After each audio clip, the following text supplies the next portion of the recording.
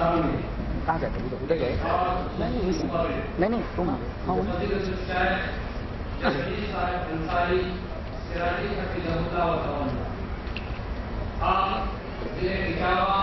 UP کے رہنے والے ہیں. آپ کی تعلیم جامعہ ترقیہ بنارس اور جامعہ سراج العلوم نگر نیپال میں بھی اور آپ کے خدمات اس ملک کے اندر ہو رہے ہیں اور آپ اس وقت ضلع اٹاوا یوپی کے اندر جمعیت کی جانب سے دینی خدمت انجام دے رہے ہیں. جمعیت علماء الحدیث کی دعوت پر آپ یہاں تشریف لائے ہیں. ویسے بہت سے افراد آپ کے خطاب کو سننے کے لیے بےچین ہیں اور بہت ہی پریشان ہیں. میں آپ تمام کو گزارش کرتا ہوں کہ ان کو خوشیاں جگہ نہیں ملی ہے برائے مہربانی اس کو تشریف لا لیں تاکہ ان کا خطاب بھی لمبا ہوگا اور عنوان ہے معجزات قرآن اور کتب ادیان کا تفاصل بھی جائے گا. آپ ان کے عنوان سے یقیناً مستفید ہوں گے.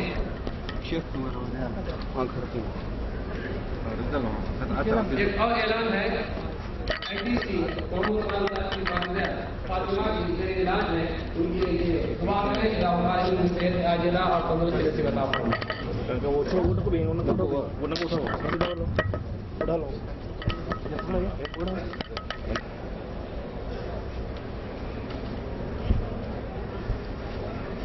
السلام علیکم ورحمۃ اللہ وبرکاتہ.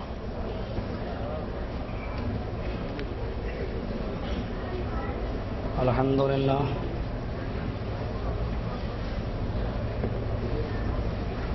الحمد للہ نحمده ونستعینه ونستغفره ونؤمن به ونتوکل علیہ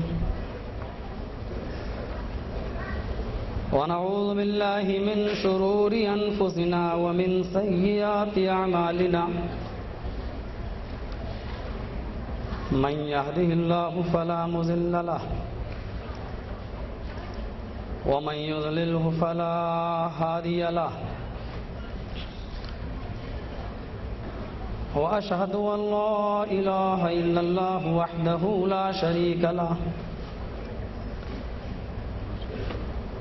وأشهد أن محمدا عبده ورسوله أما بعد فإن خير الحديث كتاب الله وخير الهدي هدي محمد صلى الله عليه وسلم وشر الأمور محدثاتها وكل محدثة بدعة وكل بدعة ضلالة وكل ضلالة في النار. أعوذ بالله من الشيطان الرجيم. بسم الله الرحمن الرحيم. لو أنزلنا هذا القرآن على جبل لرأيته خاشعا متصدعا من خشية الله وتلك الأمثال نضربها للناس لعلهم يتفكرون. رب اشرح لي صدري ويسر لي أمري واحلل عقدة من لساني يفقهوا قولي. رب زدني علما اللهم رب زدني علما. صدر اجلاس، معزز علماء کرام، محترم سامعین، اسلامی خواتین، میری پیاری ماں اور بہنوں،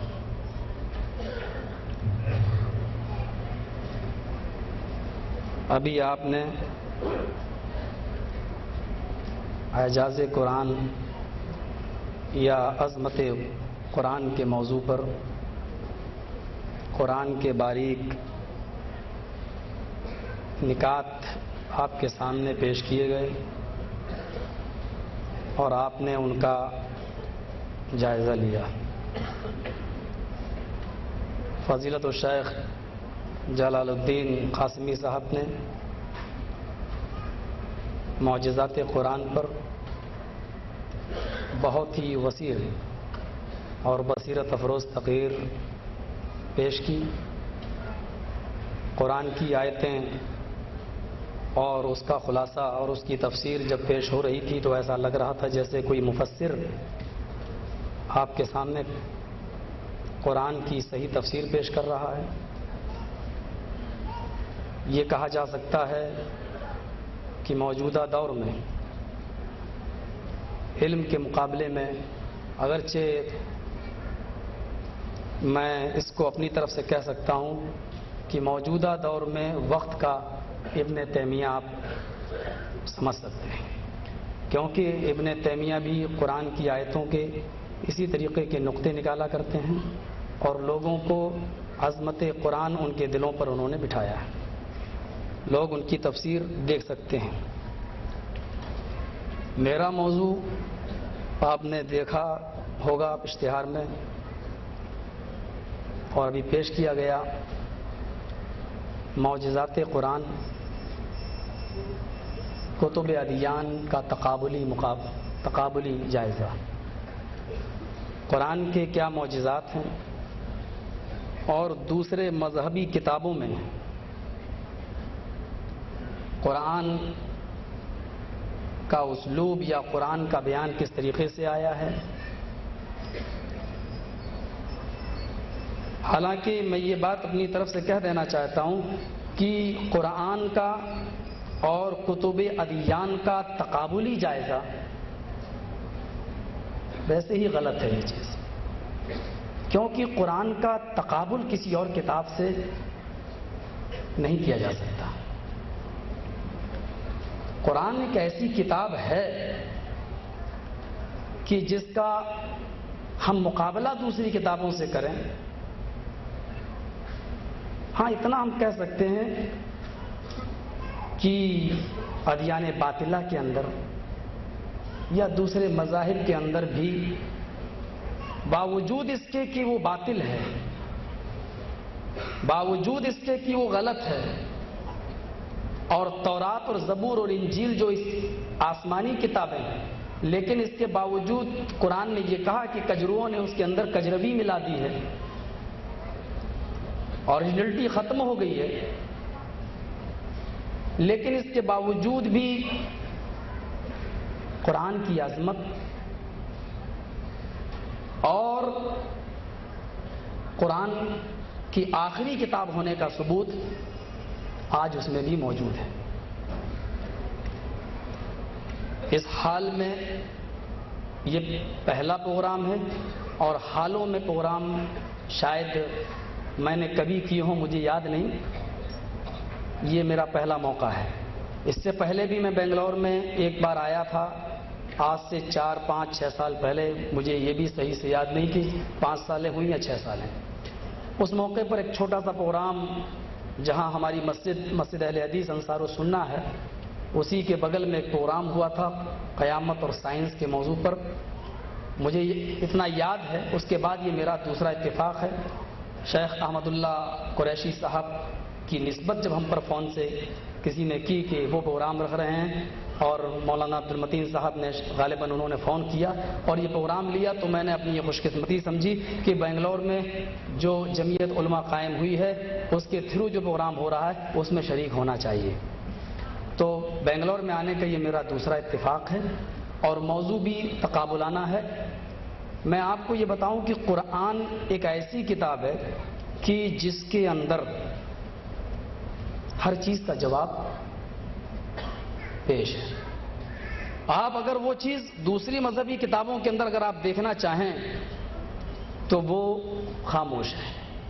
مثلا آپ رگ وید، یجروید، اتھروید، سام وید جو ہندو مذہب کی ٹیکسٹ بک کہلاتی ہیں، ٹیکسٹ بکس، یعنی ان کو وہ آکاشی گرنتھ یا آسمانی کتابیں وہ کہتے ہیں.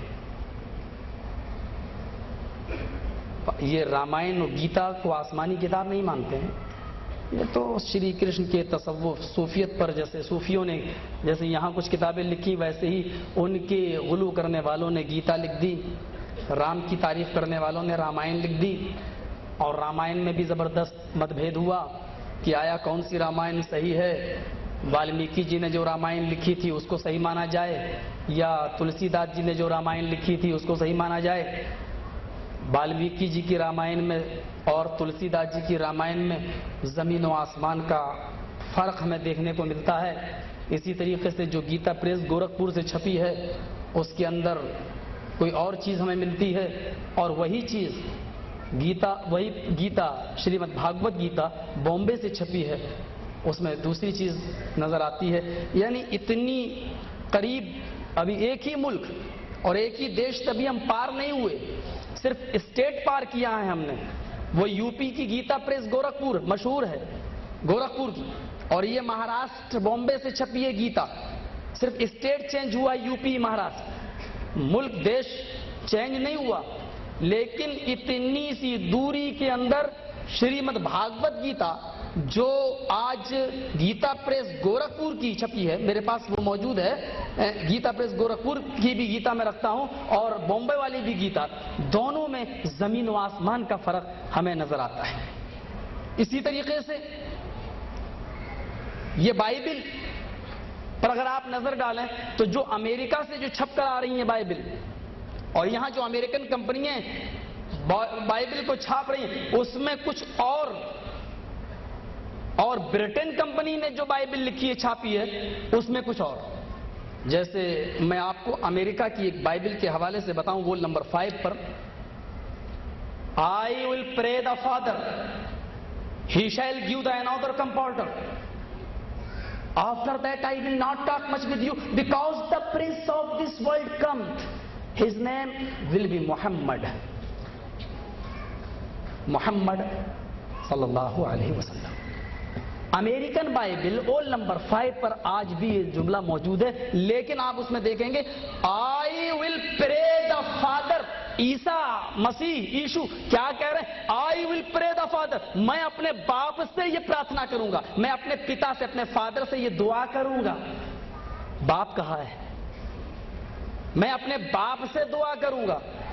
और आज भी ईसाइयों से पूछो कि ईसा और मरियम, वो 3/1 1/3 का फार्मूला इजाद किए हुए हैं, ईसा मरियम खुदा तीनों एक ही तीन थे, यानी ईसा ही अल्लाह, ईसा ही मरियम, और ईसा ही वही अल्लाह वही मरियम, मरियम ही अल्लाह मरियम ही ईसा, अल्लाह ही ईसा अल्लाह ही मरियम। और उसका ईसाइयों में जो दूसरा फिरका है वो ये कहता है कि नहीं, ईसा अल्लाह के बेटे हैं, सन ऑफ गॉड, अल्लाह के बेटे हैं। आज उस फिरके से अगर आप पूछें कि ईसा अल्लाह के बेटे हैं तो ईसा के बाप कौन थे, तो क्या कहेंगे वो? ईसा का बाप अल्लाह। उसी फिरके से अगर आप ये सवाल करें ईसा का बाप अल्लाह है तो ईसा की मां कौन है, कहेगा मरियम। ईसा की मां मरियम, ईसा का बाप अल्लाह। फिर उसी फिरके से पूछो कि मरियम अल्लाह की कौन हुई, तो कहता कोई नहीं। क्या चीप डिफरेंस आप देखेंगे। ईसा अल्लाह के बेटे, मरियम के बेटे, ये मानते हैं। ईसा की मां मरियम, ये ईसाई मानते हैं। ईसा का बाप अल्लाह, ये मानते हैं, लेकिन मरियम को अल्लाह की बीवी नहीं मानते। पता नहीं ऑटोमेटिक फार्मूला वहां कहां से आ गया। ये जब आप इसके अंदर घुसेंगे तो बहुत सी चीजें मिलेंगी। पहली बाइबिल अमेरिका ने जो निकाली उसमें क्या, I will pray the father, मैं अपने बाप से दुआ करूंगा। और वही बाइबिल वो नंबर 5 पर ब्रिटेन ने जो लिखा है उसमें क्या लिखा, he has no father and he has no mother. ईसा का ना कोई बाप है, ना कोई मां है, ना कोई भाई है, ना कोई बहन है। यहां बाप और वहां he has no father and he has no mother, कोई नहीं उसका। डिफरेंस देख लीजिएगा आप। ये देखिएगा गीता, वाल्मीकि रामायण और रामचरितमानस, ये जरा उठाइए। अध्याय नंबर 27 वाल्मीकि रामायण और तुलसीदास वाली रामचरितमानस घर घर मिल जाएगी। अध्याय नंबर 14। सुबह जब उठो تو ہائے فرما بردار پتر، ہائے فرما بردار بیٹے، سب سے پہلے تم اپنے ماں کے پیر چھوؤ، پھر اپنے باپ کے پیر چھوؤ، یہ تمہارے بھگوان سمان ہے۔ بھگوان ہے نہیں کہا، یہ تو سمان۔ وید پرکاش اپادھیائے نے چھوٹی سی ڈکشنری لکھی، انہوں نے کہا کہ بھگوان کوئی شبد ہے ہی نہیں۔ وید پرکاش اپادھیائے گورکھپور سے، گیتا پریس سے چھپی ہے وہ ڈکشنری، وہ کہتے ہیں بھگوان کوئی شبد ہی نہیں ہے، اصل شبد ہے بھاگیوان، اور بھاگیہ کے معنی قسمت، وان منی والا، قسمت والا یہ ہے بھگوان۔ بھگوان کا کوئی معنی، کوئی ارتھ، کوئی میننگ ہوتی ہی نہیں ہے۔ ہاں کسی کسی ڈکشنری میں اتنا ضرور لکھا بھگوان گاڈ کا، اللہ کا نام، بس۔ لیکن بھگوان کی صحیح تشریح کی ہے وید پرکاش اپادھیائے، بھاگیوان، قسمت والا۔ اور انہوں نے یہی کہا تھا، اتکلوگت پرائے جنیشو کھرگرمیڑی دھرمتراڑائے ستوین بھاگیوان اترشیتی۔ بھگوان جو لفظ آیا تھا بھگوان اترشیتی، ڈاکٹر وید پرکاش اپادھیائے نے کہا کہ کلکی پران کا یہ منتر ہی غلط ہے، کیونکہ پرانے کلکی پران کے جو نسخے ہمارے پاس موجود ہیں ان میں لکھا ہے اتکلوگت پرائے جنیشو کھرگرمیڑی دھرمتراڑائے ستوین، بھگوان نہیں، بھاگیوان اترشیتی۔ کیا لکھا ہے کہ ساری جنتا گدھوں کی طرح، جانوروں کی طرح ہو جائے گی، کب؟ کل یگ میں۔ ہندو دھرم میں بڑا عجیب ایک معاملہ ہے، کل یگ۔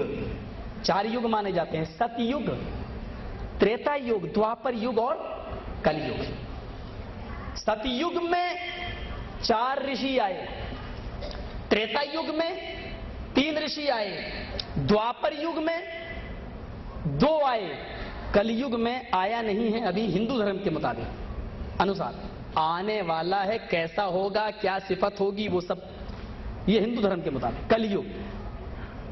اور کرشن جی کھنڈن کر رہے ہیں، دیکھیے، یدا یدا ہی دھرمسیا گلانربھوتی بھارت، شریمد بھاگوت گیتا ادھیائے نمبر 4۔ جب جب دھرم بگڑے گا اور جتنا زیادہ دھرم بگڑے گا اتنے ہی زیادہ رشی آئیں گے دھرم کی رکشا کرنے کے لیے۔ ستیگ میں 4 آئے، جبکہ سب سچے ہی تھے، کوئی غلط نہیں تھا۔ ستیگ سب سچے، ایک بھی جھوٹا نہیں۔ تریتا یگ میں جھوٹ تھوڑا سا پنپ گیا تھا، تھوڑا سا، لیکن سچائی زیادہ تھی۔ دوپر یگ میں جھوٹ زیادہ تھا، سچائی کم۔ اور کل یگ میں سچائی ختم ہو جائے گی، سب سیاہ کارنامے، کالے کارنامے ہوں گے۔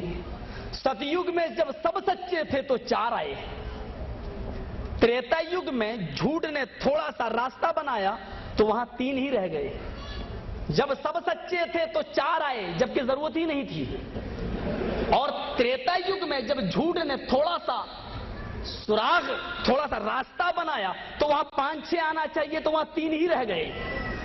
دوپر یگ میں جھوٹ زیادہ، سچائی کم، وہاں 8-10-15 آنا چاہیے تو وہاں 2 ہی رہ گئے۔ اور کل یگ جو گھور اندھکار کا زمانہ چل رہا ہے اس میں ابھی تک پیدا ہی نہیں ہوا۔ یہ ہے فلسفی۔ اب دیکھیے، میں معجزہ اوپر آ رہا ہوں، قرآن کا ذرا غور کیجئے گا۔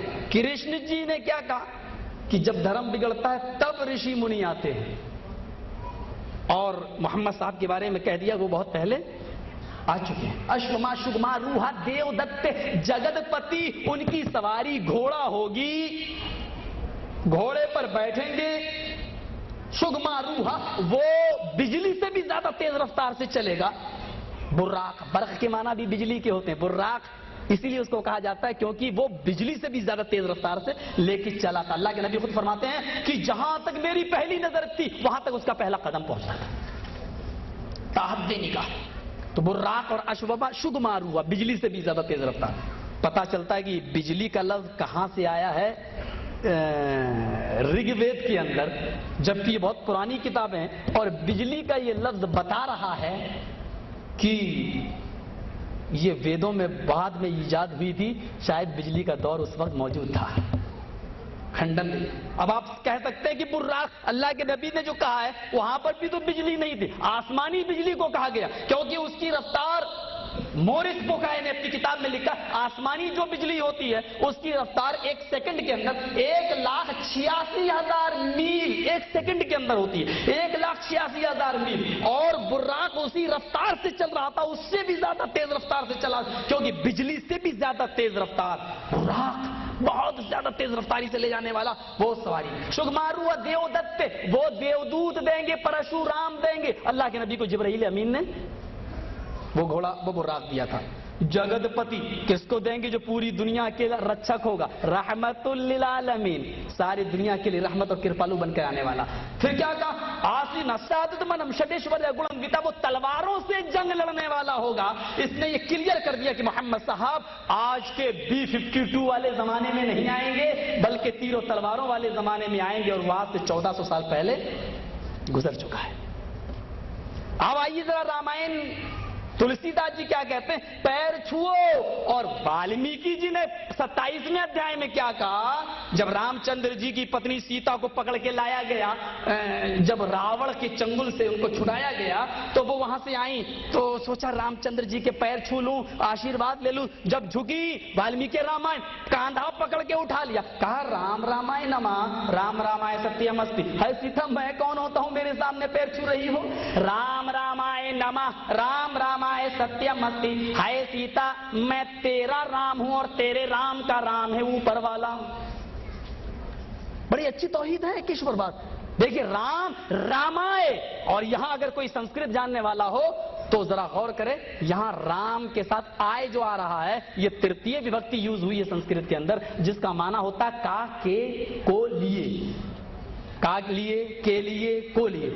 رام رام کے لیے نہیں، رام رام رام کے لیے سر جھکا، یعنی میرے لیے نہیں، میرے رام، تیرے رام کا بھی ایک رام ہے اوپر والا۔ رام رامائے نما، ہائے سیتا اپنے رام کے پیر مت چھو، بلکہ اس رام کا کے سامنے سر جھکا جو تیرے رام کا بھی رام ہے اوپر والا۔ نما نمسکار، نمستے نہیں کہنا چاہیے، سنسکرت کے آدھار پر نمستے کہنا حرام ہے، شرک ہے، کیونکہ نمستے کا ارتھ ہوتا ہے میں نے آپ کے سامنے اپنا سر جھکا دیا، نم سر، اور اسی سے شاید نماز بھی ہے، سنسکرت کا یہ جملہ بھی نم پلس از دو لفظوں سے مل کر بنا ہے۔ نم کے معنی سر جھکانا اور از معنی ایشور اللہ، نم پلس از نماز، نماز اللہ کے سامنے سر جھکانا۔ اگر ہم اس کو سنسکرت کے اندر لے لیتے ہیں تو یہ نماز بھی سنسکرت کا شبد ہے، لفظ ہے، جس کے معنی ہوا اللہ کے سامنے سر کو جھکانا۔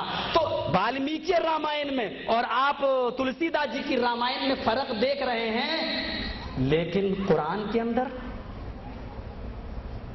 کوئی فرق آپ کو نظر نہیں آئے گا۔ گیتا پریس گورکھپور سے جو کتاب چھپی ہے اور گیتا اور بمبئی کی گیتا دونوں فرق بدل گئیں، دونوں میں زمین و آسمان کا انتر، لیکن اگر آپ قرآن اٹھا لیں، ہندوستان کا لے لیں، سعودی عرب کا لے لیں، بلکہ اسلامی ممالک کے دشمن امریکہ کے اندر بھی اگر کوئی قرآن موجود ہے تو آپ اس کو بھی لے لیں، برٹن کا قرآن اٹھا لیں، آپ کویت کا لے لیں، عراق کا لے لیں، شام کا لے لیں، دنیا کے جس خطے کے اندر اگر مسلمان رہتا ہے اور وہاں قرآن پڑھا جا رہا ہے تو آپ وہاں کے قرآن کو لے لیجئے اور آپ کھول کر پڑھ کر دیکھیں تو ہو بہو سیم ٹو سیم آپ کو وہی چیز ملے گی جو انڈیا کے قرآن میں ہے، جو سعودی عرب کے قرآن کے اندر ہے۔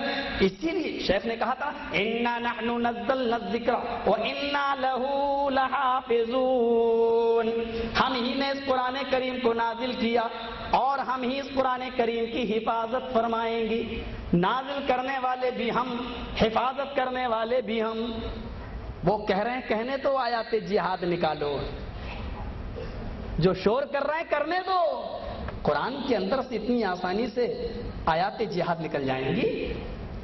سب سے پہلے تو تم سمجھو جہاد کو اس معنی میں آپ لے کیوں رہے ہو کہ تلوار اٹھانا سکھایا جاتا ہے اور یہ کرنا سکھایا جاتا ہے۔ میں آپ کو ایک دہشت گردی کی جو تعریف ہے وہ میں آپ کو بتا رہا ہوں، اسلام کا دہشت گردی سے کوئی تعلق نہیں ہے۔ میں آپ کو یہاں پر یہ بھی اگر پترکار موجود ہیں تو وہ نوٹ کریں اور اس بات کو نکالیں، اسلام میں دہشت گردی کو کچلا ہے اور ایسے کچلا ہے کہ دنیا کے اندر اس کی کوئی نظیر نہیں مل سکتی ہے۔